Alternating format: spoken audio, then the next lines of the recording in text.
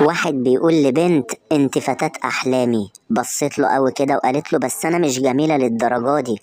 قال لها ما انا اصل احلامي كلها زي الزفت.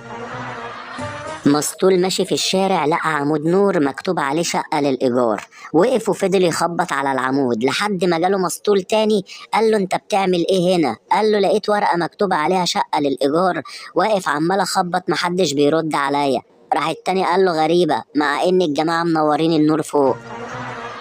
بيقول لك مرة أستاذ كيمياء مراته سخنته على ابنه اتبخر.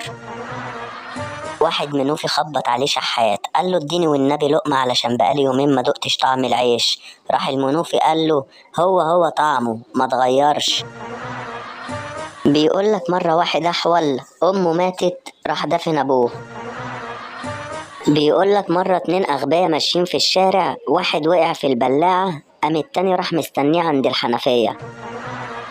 بيقول لك في مصر فقط الحيطان ليها ودان، النهار ليه عينين، الكدب ملوش رجلين، احنا شعب بيتعامل مع فضائيين. واحدة بتقول لصاحبتها مالك متضايقة ليه؟ قالت لها جوزي بقول له عايزة 10,000 جنيه علشان أعمل عملية تجميل في وشي. صاحبتها قالت لها ها ومرضيش يديكي؟ قالت لها لأ. قال لي ده انت مش عايزة 10,000 جنيه، ده انت عايزة 50,000 جنيه. واحدة قاعدة جنب جوزها كده وسرحانة، فبيقول لها انت بتفكري في ايه؟ قالت له نفس اللي انت بتفكر فيه. قال لها عايزة تتجوزي عليا يا واطية؟ بيقول لك لازم يبقى عندك ال3 حاجات دول علشان تنجح في حياتك. أول حاجة الثقة، تاني حاجة الإصرار، تالت حاجة التفاؤل. بس لو عندك واسطة اعتبرني ما قلتلكش حاجة خالص.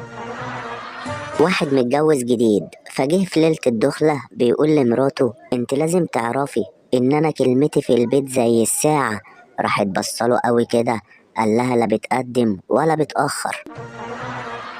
حرامي دخل على راجل ومراته وهم في البيت، فقال للست اسمك ايه قبل ما اقتلك؟ قالت له اسمي شيماء. قال لها خلاص انا مش هقتلك عشان انت على اسم امي.